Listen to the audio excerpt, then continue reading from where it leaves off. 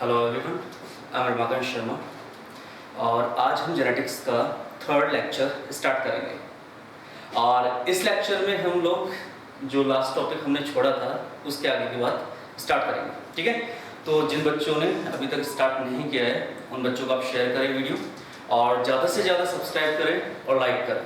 ठीक है, तो स्टार्ट करें, जल्दी से जल्दी शेयर कीजिए वीडियो को। क्लास पे स्टार्ट करते हैं फिर।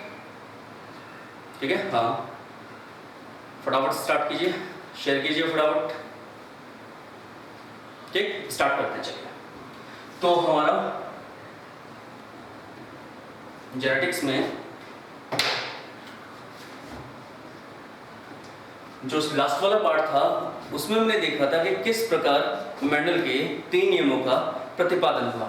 ठीक है, जिनमें जो पहला नियम था वो हमारा प्रभाविता का नियम था, लॉ ऑफ डोमिनेंस। जो दूसरा नियम था वो हमारा पृथक्करण का नियम था, लॉ ऑफ सेग्रीगेशन। और जो तीसरा नियम था वो था स्वतंत्र अपव्यवन का नियम। ठीक है, लॉ ऑफ इंडिपेंडेंट असॉर्टमेंट। तो ये हमारे पास 3 नियम है जिनका अध्ययन हमें करना है। स्टडी करेंगे 3 नियमों की, प्रभाविता के नियम, पृथक्करण का नियम और स्वतंत्र अपव्यवन का नियम। ठीक है, तीनों को मैंने बता दिया था स्टार्टिंग में कि ये 3 नियम हैं और इनमें मुख्य रूप से जो योगदान था, कंट्रीब्यूशन था, वो 3 वैज्ञानिकों का था, ह्यूगो डे व्रीज, कार्ल लोरेंत्ज और शेरबैक। इन तीनों के द्वारा ये जो नियम प्रतिपादित हुए हैं, वैसे मंडलवाद में आते हैं, मेंडल ने नियम दिए हैं, लेकिन इनकी पुनः खोज इन 3 वैज्ञानिकों के द्वारा की गई। उसके बाद इन्हें सराहना प्राप्त हुई। और इसमें जो पहला नियम है हमारा प्रभाविता का नियम, वो हम स्टार्ट करेंगे आज के वीडियो में। ठीक है, लेकिन इस प्रभाविता के नियम से पहले कुछ ऐसी शब्दावलियां हैं, कुछ ऐसे टर्मिनोलॉजी है, शब्दावलियां हैं जो मेंडल के इन नियमों से संबंधित है। ठीक है, कुछ शब्द हैं, जैसे कोई एक्सपेरिमेंट हम एक्सप्लेन करेंगे। जैसे मान लीजिए हम प्रभाविता का नियम पढ़ रहे हैं, तो प्रभाविता के नियम में हमारे पास कौन कौन से टर्म्स या कौन कौन से वर्ड इस नियम में यूज करने वाले हैं, उन शब्दों से संबंधित जो शब्दावलियां हैं, उन शब्दावलियों को एक बार हम देख लेते हैं पहले, फिर नियम समझने में थोड़ी सी आसानी रहेगी। ठीक है, तो आप लोग जल्दी से जल्दी शेयर कीजिए इस वीडियो को, लाइक भी करना। ठीक है, तो पहली हम शब्दावली देखते हैं। तो पहली शब्दावली जो प्रयोग की जाती है नियमों के अंतर्गत वो है कारक। कारक मतलब फैक्टर। ये फर्स्ट टर्म है, फर्स्ट शब्द है, फर्स्ट वर्ड है जो सबसे पहले यूज किया गया था मेंडल के द्वारा। ये जो कारक शब्द है, ये कारक शब्द किसने दिया है? ये कारक शब्द दिया गया है मेंडल के द्वारा। ग्रेगर जॉन मेंडल जो है, इन्होंने इस कारक शब्द का प्रयोग किया है। ठीक है, अब कारक के लिए मेंडल क्या कहते हैं कि लक्षणों की वंशागति के लिए जो लक्षण हैं, उन लक्षणों की वंशागति के लिए जो संरचनात्मक इकाइयां पाई जाती हैं, लक्षणों की वंशागति के लिए जो संरचनात्मक इकाइयां पाई जाती हैं या जो संरचनाएं पाई जाती हैं, उन संरचनाओं को ही क्या कहा जाता है? कारक कहा जाता है, फैक्टर कहा जाता है। ठीक है, दोबारा सुनिए, कारक शब्द किसके द्वारा दिया गया? मेंडल के द्वारा। कारक जो शब्द है वो शब्द किसने दिया है? मेंडल ने दिया है। और मेंडल कारक शब्द के लिए क्या कहते हैं? मेंडल कहते हैं कि कोई भी लक्षण जिसकी वंशागति होगी, वंशागति का तात्पर्य होता है लक्षणों का एक पीढ़ी से दूसरी पीढ़ी में स्थानांतरित होना। ठीक है, तो जो लक्षणों की वंशागति हो रही है, उन वंशागति करने के लिए जो संरचनात्मक इकाइयां उत्तरदायी हैं, जो संरचनाएं उत्तरदायी हैं, उन संरचनात्मक इकाइयों को ही क्या कहा जाएगा?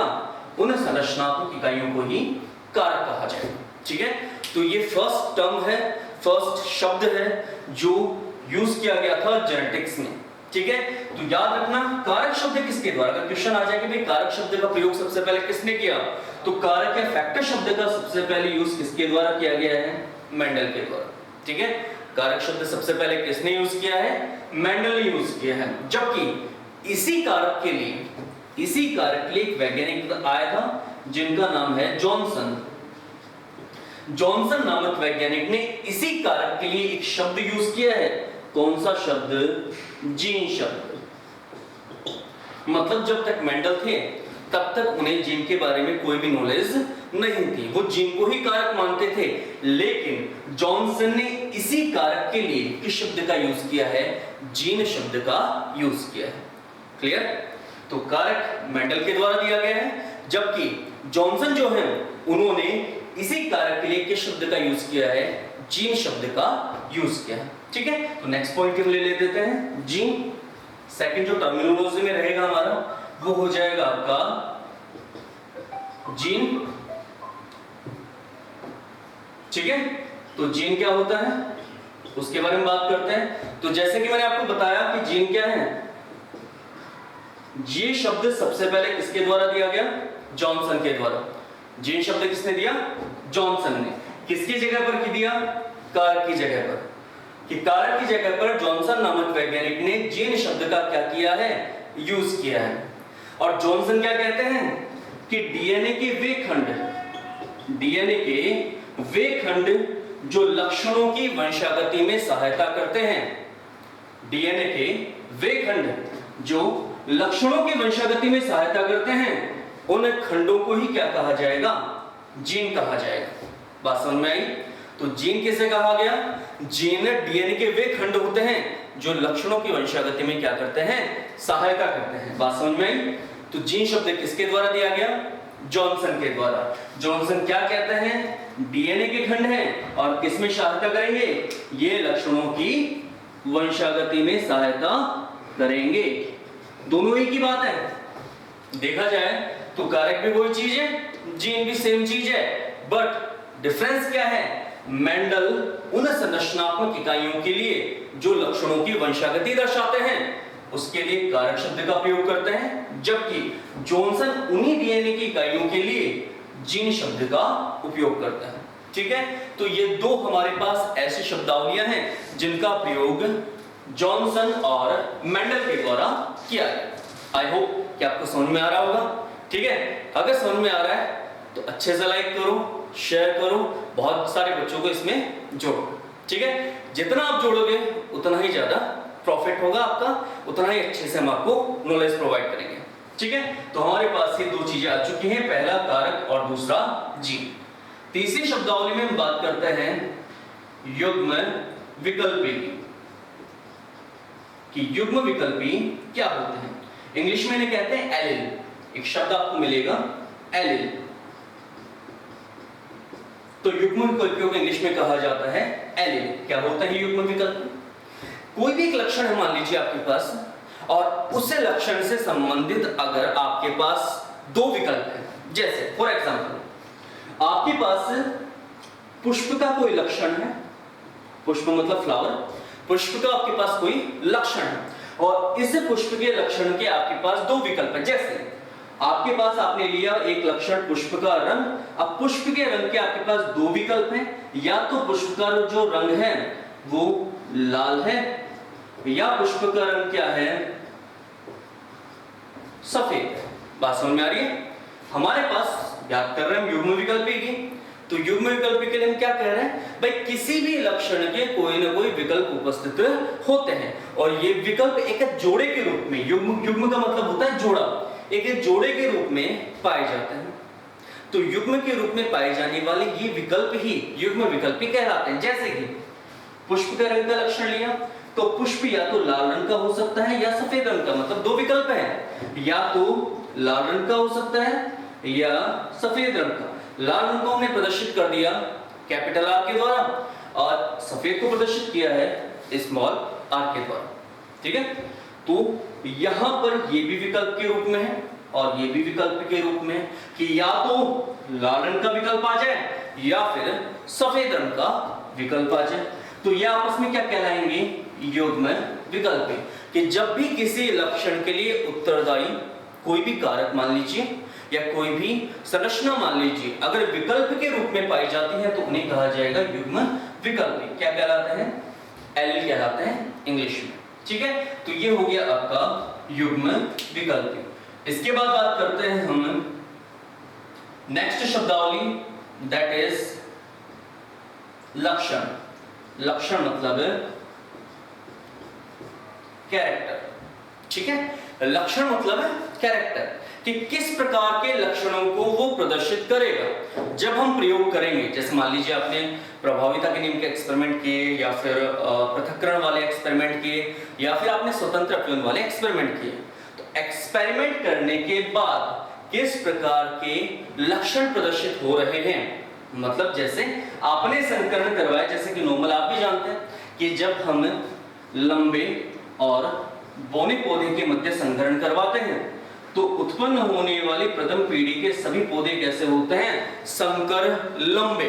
तो ये जो संकर लंबा शब्द मैं यूज कर रहा हूं, ये इसका क्या है, लक्षण है। तो लक्षण क्या है, जब भी संकरण करवाया जाएगा तो जो प्रथम पीढ़ी होगी उसमें जो प्रारूप उत्पन्न होगा उसे ही क्या कहा जाएगा, लक्षण कहा जाएगा। संकरण के पश्चात उत्पन्न होने वाले प्रारूप, परिभाषा क्या हो जाएगी, संकरण के पश्चात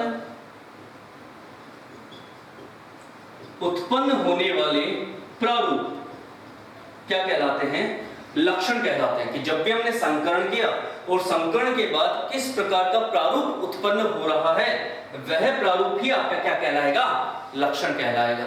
बात समझ में आई? चलिए आगे चलते हैं। अब ये थोड़ा सा इंपॉर्टेंट है, थोड़ा सा ध्यान रखना इस चीज में कि ये जिन लक्षणों की हम यहाँ पर बात कर रहे हैं, भाई हम क्या कर रहे हैं, लक्षणों की बात कर रहे हैं। तो ये जो लक्षण है, ये लक्षण यहाँ पर दो प्रकार के हो सकते हैं। वेरी वेरी इंपॉर्टेंट पॉइंट है, ठीक है। जिन लक्षणों की हम यहाँ पर बात कर रहे हैं, ये लक्षण कितने प्रकार के हो सकते हैं, दो प्रकार के। या तो प्रभावी लक्षण जिन्हें डोमिनेंट कैरेक्टर्स कहा जाता है, या फिर अप्रभावी लक्षण जिन्हें रेसेसिव कैरेक्टर्स कहा जाता है, ठीक है। तो कैरेक्टर्स हमारे पास कितने प्रकार के आ गए, दो प्रकार के। या तो डोमिनेंट मतलब प्रभावी, या फिर रेसेसिव मतलब अप्रभावी। यदि किसी जनक पीढ़ी में, जनक पीढ़ी क्या होती है, वह पीढ़ी जिसके मध्य संकरण करवाया जाता है। संकरण का मतलब क्या होता है, जनन करवाना पीढ़ियों के मध्य, जैसे माता और पिता एक पीढ़ी हो गई, उनके मध्य जब जनन की प्रक्रिया प्रारंभ की जाती है तो उसे ही संकरण कहा जाता है। तो जब संकरण करवाया जाता है तो संकरण करवाने के समय जो लक्षण उत्पन्न होने वाली प्रथम पीढ़ी में अपना प्रभाव दिखा देगा, वह लक्षण कहलाएगा प्रभावी लक्षण या डोमिनेंट कैरेक्टर। और अगर लक्षण अपना प्रभाव नहीं दिखाता तो वो कहलाएगा आपका अप्रभावी लक्षण, ठीक है। तो प्रभावी और अप्रभावी लक्षण क्या हुए, वो लक्षण जो प्रभाव दिखा देंगे उत्पन्न होने वाली प्रथम पीढ़ी में। जैसे फॉर एग्जांपल, ये थोड़ा सा ध्यान रखना कि लक्षण क्या है, संकरण के पश्चात उत्पन्न होने वाले प्रारूप, ठीक है। यहां तक स्क्रीनशॉट ले सकते हैं, ठीक। आगे स्टार्ट करते हैं। तो यहां पर हम बात कर रहे हैं लक्षणों की। लक्षणों में हम दो प्रकार के बता चुके हैं, प्रभावी और अप्रभावी। तो मैं एग्जांपल के थ्रू आपको समझा रहा हूं। जैसे मान लीजिए हमारे पास जनक पीढ़ी है, कैपिटल टीटी और स्मॉल टीटी। जनक पीढ़ी क्या होती है, दोबारा समझ लीजिए, वे पीढ़ी जिनके मध्य हम संकरण करवाने वाले हैं, इन्हें जनक पीढ़ी कहते हैं। और किससे प्रदर्शित करते हैं, इन्हें पी से। अगर ये प्रथम जनक पीढ़ी है तो इसके साथ P1 लगा दिया जाता है, अगर सेकंड है तो P2, थर्ड है तो P3, सो ठीक है, ऐसे आगे से आगे चलते जाते हैं। लेकिन मान लीजिए सपोज दैट हमारे पास यहाँ पर दो प्रकार के जनक हैं, ये कैपिटल टीटी है और ये स्मॉल टीटी है। दोनों जनक पीढ़ी कहलाएंगे क्योंकि इनके मध्य हम संकरण करने वाले हैं। तो जब जनक पीढ़ी के मध्य संकरण किया तो बताइए कौन सी जनरेशन आएगी, पहली बार जो पीढ़ी उत्पन्न होती है ना संकरण के थ्रू, संकरण के द्वारा, उस पीढ़ी को कहा जाता है जनक पीढ़ी। क्या कहा जाता है उसे, जनक पीढ़ी कहा जाता है। सॉरी, संकरण के द्वारा उत्पन्न होने वाली जो प्रथम पीढ़ी होती है, पहली जो पीढ़ी होती है उसे कहा जाता है F1 पीढ़ी या प्रथम पीढ़ी। यहाँ पर ये जो F है, यह F फीलियल शब्द को व्यक्त करता है। वेरी वेरी इंपॉर्टेंट, F का तात्पर्य यहाँ पर क्या है, फीलियल, ठीक है, ध्यान रखना, जनरेशन फीलियल। तो मैं समझा रहा हूं आपको प्रभावी और अप्रभावी लक्षण। तो मान लीजिए हमारे पास कैपिटल टीटी और स्मॉल टीटी दो जनक पीढ़ियां हैं। क्या करवाया इनके मध्य, हमने इनके मध्य करवा दिया साहब संकरण, ठीक है। संकरण में कोई समस्या नहीं है, युग्मक पूरा समझाऊंगा कि कैसे संकरण होता है, लेकिन अभी सिर्फ इतना सा बता रहा हूं कि किस प्रकार प्रभावी और अप्रभावी लक्षण आता है। संकरण करवाएंगे तो एक कैरेक्टर कॉमन, दो कैपिटल टी है तो एक टी यहां से आ जाएगा युग्मक के रूप में, एक स्मॉल टी यहां से आ जाएगा युग्मक के रूप में, दोनों आपस में मिक्स हो जाएंगे और प्रथम पीढ़ी में क्या बन जाएगा आपके पास, कैपिटल और स्मॉल टी। क्या बन जाएगा, कैपिटल और स्मॉल टी बन गया, हो गई प्रथम पीढ़ी उत्पन्न। अब अगर इस पौधे को देखा जाए तो ये पौधे कैसे दिखाई दे रहे हैं, संकर लंबे, ठीक है। अब अगर मैं जनक पीढ़ी को देखता हूं तो यहां पर ये जो कैपिटल टीटी था ये प्रदर्शित कर रहा था शुद्ध पौधे जो लंबे थे, शुद्ध लंबे पौधों को, और जो स्मॉल टीटी है ये प्रदर्शित कर रहा है शुद्ध बोने पौधों। अब बताओ F1 पीढ़ी में किस प्रकार के लक्षण आए, ये जो F1 पीढ़ी है इसमें किस प्रकार के लक्षण आ रहे हैं, बोनेपन वाला आ रहे हैं या लंबेपन वाला आ रहे हैं, लंबेपन वाला आ रहे हैं, बोनेपन वाले नहीं आ रहे। तो जो लक्षण प्रथम पीढ़ी यानी कि F1 पीढ़ी में अपना प्रभाव दिखाएगा वो लक्षण आपका कहलाएगा प्रभावी लक्षण। तो लंबापन यहां अपना प्रभाव दिखा रहा है इसलिए कहलाएगा आपका प्रभावी लक्षण। लेकिन कौन सा प्रभाव नहीं दिखा रहा, बोनापन देखो प्रभाव दिखा रहा है क्या, नहीं दिखा रहा, नहीं दिखा रहा, इसीलिए बोनापन यहां पर क्या कहलाएगा, अप्रभावी लक्षण। बात समझ में आई। तो यहां पर दो चीजें हैं, प्रभावी लक्षण और अप्रभावी लक्षण। इसे दोबारा लेंगे हम, इसे दोबारा एक बार और स्टडी करेंगे जब हम एक्सपेरिमेंट पढ़ेंगे, नियम पढ़ेंगे तो नियमों के साथ एग्जाम्पल सॉल्व करेंगे। उन एग्जाम्पल्स में हम लोग कुछ लक्षण प्रारूप और जीन प्रारूप मतलब फिनोटाइपिक रेशियो और जीनोटाइपिक रेशियो निकालेंगे। तो उस समय इन एक्सपेरिमेंट्स को दोबारा समझेंगे। मैंने सिर्फ नॉर्मली, क्योंकि यहाँ पर मैं आपको शब्दावली समझा रहा हूँ इसलिए मैंने नॉर्मली आपको ये चीज समझाई है कि किस प्रकार प्रभावी लक्षण और अप्रभावी लक्षण व्यक्त किए जाते हैं, ठीक है। तो प्रभावी लक्षण क्या होंगे, वे लक्षण जो उत्पन्न होने वाली प्रथम पीढ़ी में अपना प्रभाव दिखाएंगे वो प्रभावी लक्षण कहलाएंगे, और जो लक्षण अपना प्रभाव नहीं दिखाएंगे वो लक्षण कहलाएंगे अप्रभावी लक्षण। अर्थात प्रभावी लक्षण F1 जो पीढ़ी होगी उस F1 पीढ़ी में अपना प्रभाव दर्शाएंगे, जबकि जो अप्रभावी लक्षण होंगे वो प्रभाव नहीं दर्शाएंगे। बात समझ में आ गई। तो ये हो गए आपके लक्षणों के बारे में कि लक्षण कितने प्रकार के हो जाएंगे, दो प्रकार के, प्रभावी लक्षण और अप्रभावी लक्षण। उसके बाद आते हैं हम पांचवी शब्दावली पर जिसमें हम पढ़ेंगे लक्षण प्रारूप। लक्षण प्रारूप मतलब फिनोटाइप, ठीक है, या फिर फिनोटाइपिक रेशियो, लक्षण प्रारूप अनुपात। लक्षण प्रारूप क्या होता है कि जैसे कि मैंने आपको बताया कि हमारे पास कोई जनक पीढ़ी है, वही कैपिटल टी स्मॉल टी ले लेते हैं। लीजिए सर, ये हमारे पास एक जनक पीढ़ी है जिसके पौधे कैसे हैं, शुद्ध लंबे, ठीक है। और जनक पीढ़ी में दूसरे सदस्य के रूप में हमारे पास पौधे हैं शुद्ध बोने, ठीक है। शुद्ध लंबे और शुद्ध बोने, दो प्रकार के हमारे पास क्या है, पौधे। हमने इनके बीच में क्या करवाया, संकरण करवाया। संकरण करवाने के बाद प्रथम पीढ़ी में कैसे पौधे प्राप्त हुए, F1 जो पीढ़ी है, प्रथम पीढ़ी है, इस पीढ़ी में कैसे पौधे प्राप्त हुए, कैपिटल टी और स्मॉल टी मतलब संकर लंबे पौधे। कैसे पौधे प्राप्त हो गए आपको, संकर लंबे पौधे प्राप्त हो गए। अब अगर मैं इस F1 पीढ़ी में स्वयं परागण करवाता हूं, ठीक है, F1 पीढ़ी में स्वयं परागण करवाया, क्या होता है पूरा अच्छे से डिटेल में समझाऊंगा, कोई प्रॉब्लम नहीं आएगी इसमें आपको। तो थोड़ा सा चूंकि ये थोड़ा लंबा रहेगा अभी समझाने के प्रोस्पेक्ट में, तो इसी को मैं एक बार स्टार्ट कर रहा हूँ। तो आज की क्लास में सिर्फ ये वाला यहाँ एक लक्षण प्रारूप बोल लूंगा और इसके साथ एक हमें जीन प्रारूप लेंगे, जीनोटाइप लेंगे, ठीक है। तो लक्षण प्रारूप और जीन प्रारूप थोड़ा सा लंबा है, समझाने में टाइम लगेगा, ठीक। इसी को स्टार्ट कर रहा हूँ अभी, ऐसे नहीं इसको छोड़ रहे हैं बीच में, इसी को समझा रहा हूँ कि मैं शब्दावली कंटिन्यू चलाऊंगा। बीच में ऐसे नहीं कि एक क्लास छोड़ के दूसरे में स्टार्ट कर दिया या नहीं किया तो कोई बात नहीं, एक एक पॉइंट पूरा अच्छे से क्लियरिफाई करते हुए चलेंगे, एक एक चीज को बहुत अच्छे से समझेंगे, ठीक है। तो यहाँ पर ये दो चीजें करेंगे अभी हम लोग, यहाँ तक लक्षण तक, ठीक है, नहीं सॉरी हाँ लक्षण तक हमारा कंप्लीट है। अब हमें पढ़ना है लक्षण प्रारूप और जीन प्रारूप, जिसे डायग्राम के थ्रू समझाऊंगा, स्पेस नहीं है इसलिए मुझे एक बार इसको पूरा हटाना पड़ेगा, ठीक है। इसको हटा के फिर हम समझेंगे लक्षण प्रारूप और जीन प्रारूप, ठीक है। तो स्टार्ट करूं मैं, तो एक बार दोबारा देख लीजिए, कारक मेंडल के द्वारा क्या करते हैं, लक्षणों की वंशागति करने वाली संरचनात्मक संरचनाएं। जीन शब्द जॉनसन ने दिया, डीएनए के खंड है, वही लक्षणों की वंशागति से संबंधित है। युग्म विकल्पी क्या होते हैं, लक्षणों के कुछ प्रारूप होते हैं जो विकल्प के रूप में उपस्थित होते हैं।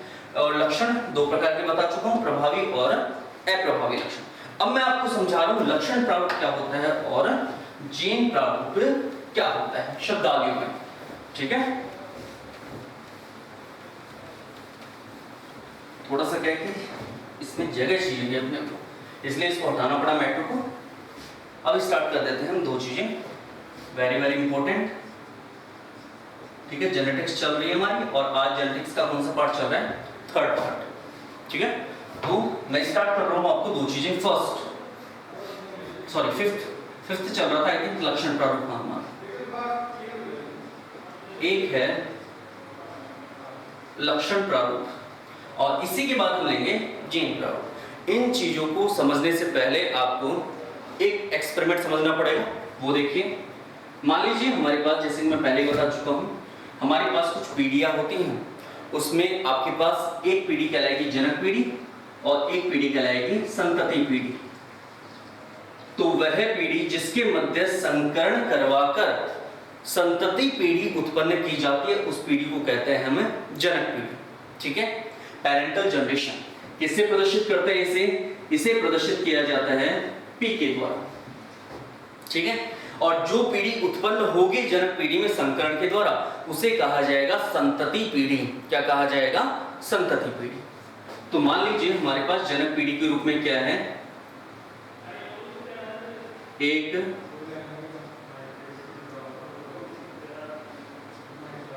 शुद्ध लंबे पौधे और दूसरा है हमारे पास शुद्ध बौने पौधे। ये शुद्ध वाला भी थोड़ा सा आप समझ लेना कि अगर विकल्पी दोनों एक दूसरे के समान, जैसे कैपिटल टी है तो दूसरा भी कैपिटल टी है, तब तो ये कहलाएंगे शुद्ध, ठीक है। लेकिन अगर ये कैपिटल टी है और दूसरा कैसा है, स्मॉल है, तो ये कहलाएंगे आपके संकर, ठीक है। थोड़ा सा ध्यान रखना, संकर मतलब मिला जुला रूप, कि दोनों का मिला जुला रूप है और यहाँ पर दोनों एक ही है, इसलिए ये शुद्ध है। ये क्या है, संकर, यानी विकल्पी एक दूसरे से थोड़ा अलग होते हैं, जैसे अलग है, कैपिटल है दूसरा स्मॉल है, तब तो ये कहलाएंगे संकर। और अगर दोनों समान हैं तब क्या कहलाएंगे, शुद्ध। तो जनक पीढ़ी के रूप में हमने ले लिया एक शुद्ध लंबा और एक ले लिया हमने शुद्ध बौना, ठीक है। इनके बीच में हमने क्या करवा दिया, संकरण। इनके बीच में हमने क्या करवाया, संकरण करवाया। तो जनक पीढ़ी के मध्य जब संकरण करवाएंगे तो कौन सी पीढ़ी उत्पन्न होगी, संतति पीढ़ी। कौन सी पीढ़ी उत्पन्न होगी, संतति पीढ़ी। और इस संतति, जो प्रथम पीढ़ी उत्पन्न होगी संतति के रूप में, उसे हम किस रूप में प्रदर्शित कर रहे हैं, F1 पीढ़ी के रूप में। यहां पर F बता चुका हूं किसको व्यक्त करता है, फीलियल। F किसको व्यक्त करेगा, यहां पर फीलियल। ये होगी आपकी F1 पीढ़ी। अब जब मैं जनक पीढ़ी में संकरण करवा रहा हूं जो शुद्ध लक्षणों वाली है, तो इसमें संकरण से जो F1 पीढ़ी बनेगी उसमें एक युग्मक तो आएगा शुद्ध लंबे से। तो मान लीजिए इनमें से एक युग्मक कौन सा आ गया, कैपिटल टी। बात करें अगर हम शुद्ध बौने की, तो एक युग्मक आ जाएगा आपका यहां से, ठीक है। दोनों आपस में क्या हो जाएंगे, संकरित हो जाएंगे। युग्मक आपस में मिलते हैं, सबको पता है, युग्मकों का मिश्रण होता है, इसी को निषेचन या फर्टिलाइजेशन कहा जाता है या युग्मक संलयन कहते हैं। तो दोनों आपस में मिलेंगे और किसका निर्माण कर देंगे, आपका F1 पीढ़ी का, ठीक है। तो ये आपकी क्या बन गई, ये आपकी बन गई F1 पीढ़ी, प्रथम पीढ़ी। इसे ही हम क्या कहते हैं, संतति पीढ़ी भी कहते हैं। F1 पीढ़ी को ही हमने क्या कह दिया, संतति पीढ़ी। संतति पीढ़ी क्यों कहा, क्योंकि इसका निर्माण किससे हुआ है, जनक पीढ़ी से, ठीक है। पेरेंटल जनरेशन से इसका क्या हुआ है, निर्माण हो रहा है। किसका? F1 पीढ़ी का या संतति पीढ़ी का। हो गया निर्माण। अब अगर F1 पीढ़ी में मैं क्या करवा रहा हूं? मैं करवा रहा हूं स्वपरागण, सेल्फ पॉलिनेशन। ठीक है, स्वपरागण मतलब जानते हैं, स्वपरागण का तात्पर्य होता है जब किसी पौधे में, किसी एक पुष्प में, एक ही पौधा है, पुष्प भी एक ही है मान लीजिए, उस पुष्प में निर्मित होने वाले नर युग्मक उसी पुष्प के मादा युग्मकों को निषेचित करने की क्षमता रखते हैं, तो इसे क्या कहा जाता है? स्वपरागण। तो स्वपरागण करवाया, सेल्फ पॉलिनेशन करवाया। जब सेल्फ पॉलिनेशन करवाएंगे तो ये जो प्रथम पीढ़ी है ये अपने ही समान पादपों के साथ संकरित होगी। मतलब F1 पीढ़ी में आपको क्या मिला? ठीक है, ये कैपिटल और स्मॉल, ये संकरित किसके साथ होंगे? इस क्रॉस का मतलब होता है संकरण, हाइब्रिडाइजेशन। ठीक है, ये संकरण किसके साथ करेंगे? अपने ही समान, समान है दोनों, अपने ही समान के साथ क्या करेंगे? ये संकरण करेंगे। और संकरण जब इनमें भी करवाया जाएगा, स्वपरागण करवाया जाएगा, तो आपको कौन सी पीढ़ी मिल जाएगी? F2 पीढ़ी। ठीक है, तो मान लीजिए हमने यहाँ पर क्या करवा दिया? संकरण करवा दिया, सॉरी स्वपरागण करवाया। स्वपरागण किसमें करवाया? कैपिटल टी और स्मॉल टी वाले में, यानी कि कैपिटल टी और स्मॉल टी एक पीढ़ी, एक जनक के रूप में आ जाएंगे और दूसरे जनक के रूप में भी सेम रहेंगे, तब इसे क्या कहा जाएगा? स्वपरागण करवाया। ठीक है, कोई समस्या नहीं। अब आप कहोगे सर युग्मक कैसे लोगे? तो देखो इसमें कोई समस्या नहीं, जैसे इसमें तो कॉमन ले लिया, एक कैपिटल ले लिया था, एक स्मॉल इसका, क्योंकि कोई भी लोगे स्मॉल ही आएगा, यहाँ से कोई भी लोगे कैपिटल ही आएगा, इसमें कोई प्रॉब्लम नहीं है। लेकिन अगर सपोज दैट हम करते हैं इनमें से युग्मकों का चयन, तब कैसे करेंगे? ठीक है, तो इस समस्या का समाधान एक वैज्ञानिक के द्वारा किया गया जिसका नाम है पन्नेट। पन्नेट एक स्वपरागण के लिए बहुत अच्छा एक मेथड बताता है, एक विधि बताता है, जिसे कहा जाता है पन्नेट स्क्वायर मेथड। भाई यहां तक तो कोई समस्या ही नहीं है करने में। अब आगे कैसे करें? इसके लिए एक चेकर बोर्ड मेथड दिया गया, एक स्क्वायर मेथड दिया गया, जिसे पन्नेट स्क्वायर मेथड कहा जाता है, या इसी विधि को कहा जाता है चेकर बोर्ड विधि। क्या कहा जाता है? चेकर बोर्ड विधि। किसके द्वारा दी गई? पन्नेट के द्वारा। कब दी गई? सन 1905 में। तो सन 1905 में पन्नेट कहता है कि भाई आपको ये क्या करवाना है? स्वपरागण करवाना है F1 पीढ़ी में, तो आप एक स्क्वायर बना लो। बहुत सिंपल है, इसको करना कैसे? देखो ये लो सर, हमने एक स्क्वायर बनाया, इस स्क्वायर में ऊपर लिखा हमने ये वाला, ठीक है, इसका संकरण इसी के साथ करवाना है, तो इधर भी लिख दिया हमने ये, इसका संकरण इसी के साथ करवाना है, सेम है दोनों, कोई डिफरेंट नहीं है। और चूंकि कितने विकल्प हैं आपके पास? टोटल यहाँ पर 4, 1 2 3 4, इसलिए आप इसको कितने पार्ट्स में डिवाइड कर दोगे? 4 पार्ट्स में। ठीक है, ये वाला संकरण करेगा इसके साथ, क्या बना? Capital T capital T. ये वाला इसके साथ कैपिटल टी स्मॉल टी, ये वाला इसके साथ कैपिटल टी स्मॉल टी, और ये वाला इसके साथ स्मॉल स्मॉल टी। पहले इसका इसके साथ, फिर इसका इसके साथ, ये वाले, फिर इसका इसके साथ और इसका इसके साथ, ये वाले। बात समझ में आ गई? ठीक है, ये वाला इसके साथ क्रॉस, ये वाला इसके साथ क्रॉस, ये वाला इसके साथ क्रॉस, और ये वाला इसके साथ क्रॉस, बन गई। ये है आपकी कौन सी पीढ़ी? ये है आपकी F2 पीढ़ी। बात समझ में? कैसे F1 पीढ़ी बनेगी और कैसे F2 पीढ़ी बनेगी। अब इस F2 पीढ़ी के अंदर आपको 4 सदस्य क्या हो रहे हैं? प्राप्त हो रहे हैं। अब यहाँ पर एक स्क्वायर बना दिया, इसलिए इसको बोलते हैं स्क्वायर मेथड। ठीक है, इसे एक बोर्ड भी, मतलब एक जैसे बोर्ड के रूप में दिखाई दे रहा है, इसलिए इसे बोलते हैं चेकर बोर्ड मेथड। किसने दिया है? पन्नेट ने। कब दिया? सन 1905 में। ठीक है, अब इस मेथड के द्वारा जो हमें संतान, ये तो हुई जनक दोनों, ये वाले भी एक जनक, ये वाले जनक किसके? F1 पीढ़ी के, और ये F2 पीढ़ी की संतति हो गए। ठीक है, तो आपको F2 पीढ़ी में बताओ कैसी संतानें मिली? पहली संतान मिली आपको कैपिटल टी, दूसरी संतान आपको मिली कैपिटल और स्मॉल टी, तीसरी संतान भी कैपिटल और स्मॉल टी, और चौथी संतान मिली स्मॉल स्मॉल टी। मतलब संतान मतलब एक तरह से पादप। ठीक है, तो 4 पादप मिले आपको F2 पीढ़ी में। F1 पीढ़ी में भी 4 ही मिलते हैं, लेकिन चारों एक जैसे होते हैं। देखो एक तरफ लिखा मैंने कैपिटल टी, एक तरफ लिखा स्मॉल टी। F1 पीढ़ी वाला बता रहा हूं, ये वाले। ठीक है, वही पन्नेट स्क्वायर बना लिया मैंने समझने के लिए। ये वाला इसके साथ क्रॉस करेगा, पहले हमेशा कैपिटल आएगा फिर स्मॉल, ये वाला इसके साथ क्रॉस करेगा, ये वाला इसके साथ, और ये वाला इसके साथ। ठीक है, बताओ चारों सेम आए कि नहीं आए? आगे ना चारों चारों सेम आए हैं, इसलिए मैंने चार अलग अलग बार नहीं लिखे, एक ही बार लिखे, लेकिन यहाँ भी चार ही संतान प्राप्त हुई हैं, चार ही प्रकार के पौधे प्राप्त हुए हैं, लेकिन चारों सेम थे इसलिए एक ही लिखा। लेकिन यहाँ चारों थोड़े डिफर हैं, अलग अलग हैं, इसलिए हमने चारों लिखे हैं। बात समझ में आ गई? तो संकरण करवाने पर आपको कितनी संतति प्राप्त हुई है? यहाँ पर है 4, और इन चारों संतति के रूप को किस रूप में प्रदर्शित करेंगे? F2PD के रूप में। बस इतना ही अपना काम है। अब इसी आधार पर हम इसका लक्षण प्रारूप और जीन प्रारूप निकालेंगे। ठीक है, समझ में आई ये वाली बात? तो लक्षण प्रारूप और जीन प्रारूप इसी के आधार पर हम निकालेंगे।